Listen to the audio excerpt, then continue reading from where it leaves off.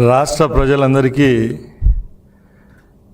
ఈరోజు చంద్రబాబు నాయుడు గారు ముఖ్యమంత్రి అయిన తర్వాత సుభిక్షంగా ఒక వారంలోనే 2 సంవత్సరాలు పూర్తి చేసుకుంటున్నాం.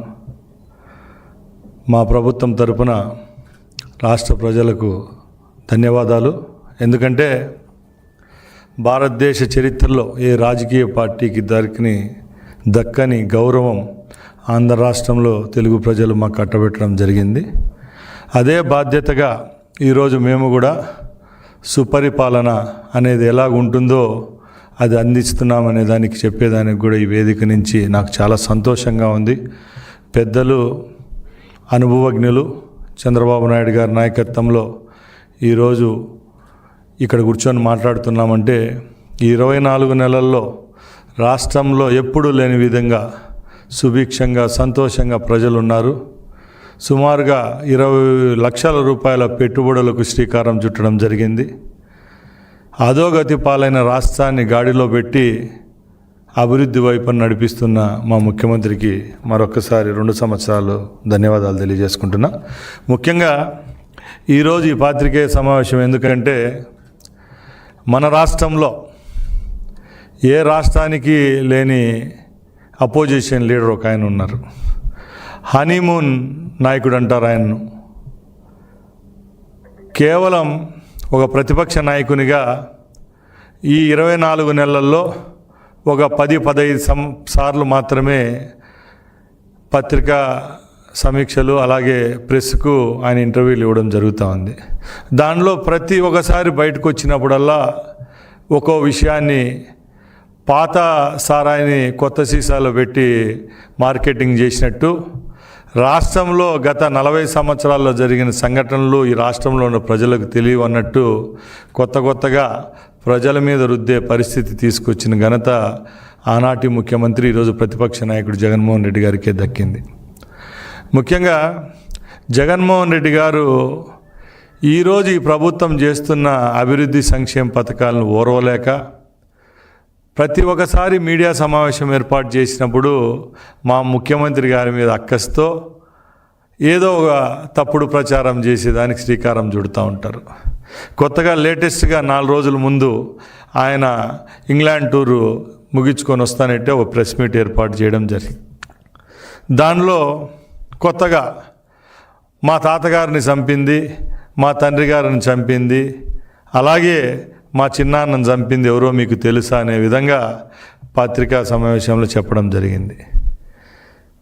రాష్ట్రంలో కాదు యావత్ భారతదేశంలో తెలుగు వాళ్ళు ఎక్కడున్నా కూడా ఈ రాష్ట్రంలో జరిగిన సంఘటనల గురించి ప్రతి ఒక్క తెలుగువాడికి తెలుసు. చంద్రబాబు నాయుడు గారు నేరాలకు ప్రోత్సహిస్తారా, నేరాలకు దగ్గరగా ఉంటారనేది ప్రతి ఒక్కరికి తెలుసు.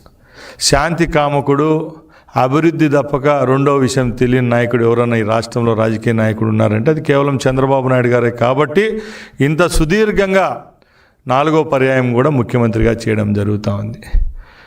ఈ విషయానికి వస్తే మొన్న జగన్మోహన్ రెడ్డి గారు మాట్లాడిన విషయాలు 2-3 మీ దృష్టికి తీసుకొని వస్తా. గతంలో జరిగిన హత్యలకు తెలుగుదేశం పార్టీకి మా నాయకత్వానికి ఏ విధమైన సంబంధాలు ఉన్నాయని మేము అడుగుతున్నాం. జగన్మోహన్ రెడ్డి కుటుంబం యొక్క ప్రస్థానం మనందరికీ తెలుసు. బలపునూరు నుంచి వాళ్ళు ప్రస్థానం మొదలుపెట్టి వాళ్ళ తండ్రి గారు ఆయన ఈరోజు ఆంధ్ర రాష్ట్ర ముఖ్యమంత్రులుగా పనిచేయడం జరిగింది. ఆ రోజు మీ పరిస్థితి ఏంటి, ఈరోజు మీ పరిస్థితి ఏంటి? ఈరోజు 1,00,000 కోట్ల ఆసామి మీరు. మీకు పెట్టుబడులు అలాగే మీరు వ్యాపారం చేయని రంగం ఏదన్నా ఈ భారతదేశంలో కానీ ప్రపంచంలో ఉందా అని మేము అడుగుతున్నాం సూటిగా. ఎందుకంటే మీకు చేతగాని పనే లేదు. ఒక పక్కల హత్యా రాజకీయాలు ప్రోత్సహించడం అది మీ వల్లే అయింది. గత 50 సంవత్సరాలుగా అది రాష్ట్రంలో ప్రవేశపెట్టిన ఘనత, దానికి నాయకత్వం వహించిన ఘనత కూడా ఆ రోజు మీ తాతగారి నుంచి ఈరోజు మీ వరకు కూడా అది మీకే దక్కింది. ఇంకా వ్యాపార విషయాలకు వస్తే మీ తాతగారు ఆ రోజు వ్యాపారాన్ని మొదలు పెడితే ఈరోజు లక్షల కోట్లకు తీసుకొని పోయిన ఘనత మీకు దక్కుతుంది. ఎందుకంటే ఈరోజు ఒక చిన్న ఉదాహరణగా నేను చెప్తాను. కడప జిల్లా, ఉమ్మడి జిల్లాలో కోడూరు నియోజకవర్గంలో మంగంపేటలో ఎక్కడా దొరకని ఖనిజం బయోరిటీస్ అంటాం, ముగ్గురాయి అంటాం. ఆ మైన్లు 40-45 సంవత్సరాల నుంచి ఆపరేట్ చేయడం జరుగుతూ ఉంది. ఆ రోజు మీ తాతగారి జన్మస్థలం, మీ యొక్క ఈరోజు ఉండే మీ నియోజకవర్గం ఏదో మనందరికీ తెలుసు. పులివెందల నుంచి కోడూరు నియోజకవర్గానికి వలస వచ్చి అక్కడ మీ తాతగారు ఎవరైతే దగ్గర పనిచేశారో వెంకటనరసయ్య గారు ఆయన మైన్ వాళ్ళది లీజుకు తీసుకుని ఆయన దగ్గర ఉన్నారో ఆయన్నే హతమార్చి ఆ మైన్ దక్కించుకునే ఘనత ఆ రోజు మీ తాతగారికి దక్కింది.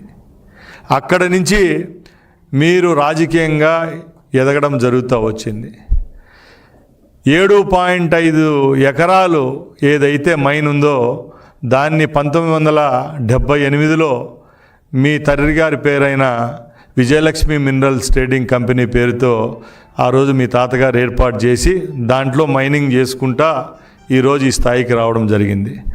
ఆ రోజు కూడా 7.5 ఎకరాలు మీకు మైన్ను కేటాయిస్తే మీరు చుట్టుపక్కల ఉండే ప్రైవేటు భూములంతా మైనింగ్ చేస్తే ఆ రోజు మీ తండ్రి గారు ఎంపీగా కాంగ్రెస్ పార్టీలో ఉన్నారు. ఇదే కాంగ్రెస్ పార్టీ ముఖ్యమంత్రిగా మర్రి చెన్నారెడ్డి గారు ఉంటే రాష్ట్ర వ్యాప్తంగా ఎక్కడ చూసినా దీని మీద చర్చ జరుగుతూ ఉంటే ఆ రోజు ఉన్న శాసనసభ్యులు శేషయ్యనారెడ్డి గారు బైరెడ్డి ఆయన నాయకత్వంలో ఒక హౌస్ కమిటీ వేస్తే హౌస్ కమిటీలో 13 మంది సభ్యులు నివేదిక అసెంబ్లీ సాక్షిగా సమర్పిస్తే దాంట్లో చేసిన తప్పులు ఎవరియో ఆ రోజు బహిర్గతం కావడం జరుగుతూ ఉంది. ఆ రిపోర్ట్లో కూడా క్లియర్గా 25,000 టన్నులు ముగ్గురాయిని అక్రమంగా తరలించడం జరిగింది. విజయలక్ష్మి మినరల్స్ పేరుతో చేయడం జరిగింది. దాని ద్వారా ఈ ప్రభుత్వానికి 24,21,2,500 రూపాయలు నష్టం జరిగింది. ఈ నష్టాన్ని వీళ్ళు కట్టాలని చెప్పి క్లియర్గా హౌస్ కమిటీ నివేదిక ఇస్తే దాన్ని కూడా మీరు ఏ విధంగా రూట్ మార్చారో అందరికీ మన ఈరోజు ఉండే వాళ్ళకు గతంలో రాజకీయాలు చేసిన వాళ్ళకి ప్రతి ఒక్కరికి విదితమే. ఇక్కడ సంపాదించిన డబ్బునంతా మీరు రాజకీయాల్లో పెట్టారు, రాజకీయాలు చేశారు, అడ్డాగా ఏర్పాటు చేసుకున్నారు.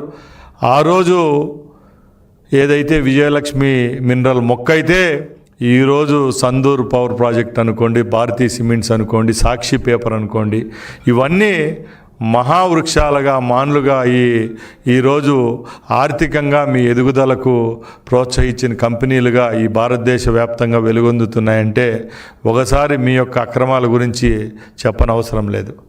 మేము ఒకటే చెప్తున్నాం, హత్యా రాజకీయాలు మీరే ప్రోత్సహిస్తారు, అక్రమ లావాదేవీలు మీ వల్ల అవుతాయి, అక్రమ మైనింగ్లు, అక్రమంగా రాష్ట్రంలో ఏమన్నా ఒక కార్యక్రమం జరగాలంటే అది మీ ఇంటి నుంచే మీ దగ్గర నుంచే స్టార్ట్ అయ్యే పరిస్థితి తీసుకొచ్చిన ఘనత మీకు, మీ కుటుంబాలు, మీ ముందు తరాల వాళ్ళకే దక్కిందని నేను తెలియజేసుకుంటున్నా.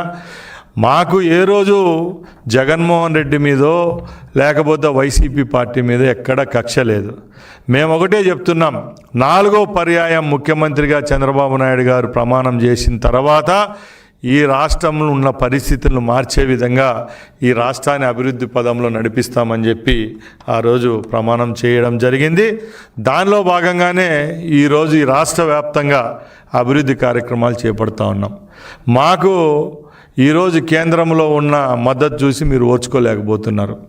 కేంద్రంలో మాకున్న బలము, అలాగే మా చంద్రబాబు నాయుడు గారి యొక్క పనితీరును మెచ్చి నరేంద్ర మోడీ గారు కూడా ఏ రాష్ట్రానికి దక్కని గౌరవం ఈ రాష్ట్రంలో ఉన్న ముఖ్యమంత్రి గారికి దక్కుతూ ఉంది. పెట్టుబడుల పరంపర జైత్రయాత్ర ఈ రాష్ట్రంలో జరుగుతూ ఉంది. ఇప్పటికే 20 లక్షల కోట్ల రూపాయలు పెట్టుబడులు పెట్టడం జరుగుతూ ఉంది. రేపు రాబోయే కాలంలో భవిష్యత్తును నిర్దేశించే రాష్ట్రంలో యువకుల కోసం, ఉపాధి కోసం పనిచేస్తున్నారు చంద్రబాబు నాయుడు గారు, లోకేష్ గారు అని తెలిసే ఈరోజు రాష్ట్ర ప్రజలంతా చాలా సంతోషంగా ఉన్నారు. ముఖ్యంగా ఇంత ఎండ వేసవిలో కూడా ఈరోజు రాష్ట్రంలో ఎక్కడ ఏ విధమైన సమస్యలు లేవనెత్తకుండా రోజుకు 18 గంటలు పల్లెబాటలు బట్టి రచ్చబండ కార్యక్రమాలు, ప్రజలతో మమేకమయ్యే కార్యక్రమాలు, ఒక పక్కల సంజీవిని అని చెప్పి భారతదేశంలో ఎక్కడ లేని విధంగా ప్రజల కోసం, వాళ్ళ హెల్త్ కోసం నేనున్నానని చెప్పి కార్యక్రమాన్ని ప్రవేశపెడుతున్న ఘనత చంద్రబాబు నాయుడు గారికే దక్కింది. అలాగే పెట్టుబడుల విషయాలకు వస్తే మీకు అందరికీ తెలుసు, మీరు ఆర్థిక నేరగాళ్ళు. అలాగే పెట్టుబడులు పెట్టే ఏవైతే కంపెనీలు బడా సంస్థలు ఉంటాయో మీ హయాంలో రాష్ట్రాన్ని వదిలేసి దండం పెట్టి తూర్పుకు మలుకొని వెళ్ళిపోయిన పరిస్థితి ఆ రోజు ఉంది. ఈరోజు తాడేపల్లి నుంచి చంద్రబాబు నాయుడు గారి గృహం వైపు 2 సంవత్సరాల నుంచి రాని పెట్టుబడిదారులు లేడు, రాని వ్యాపారవేత్త లేదు. అది ఒక నమ్మకం, ఒక బ్రాండ్. దాన్ని క్రియేట్ చేసిన ఘనత ఈ ప్రభుత్వాన్ని, చంద్రబాబు నాయుడు గారిదే. మీ మాటలు వినే పరిస్థితులు ఈ రాష్ట్ర ప్రజలు లేరు. మీరు చెల్లని రూపాయి. ఎక్కడ మిమ్మల్ని ప్రజలు విశ్వసించడం లేదు. మీరు ఎప్పుడో అడపాదడపా 2 నెలలకో 3 నెలలకో రావడం, మా నాయకుని మీద, మా పార్టీ మీద, మా ప్రభుత్వం మీద బురద జల్లడం వల్ల మీకే నష్టం జరుగుతుంది తప్పక ఎక్కడ దీనివల్ల ఈ రాష్ట్ర ప్రజలకు ఒదిగే మంచిది ఏమీ లేదని చెప్పి నేను తెలియజేసుకుంటున్నా.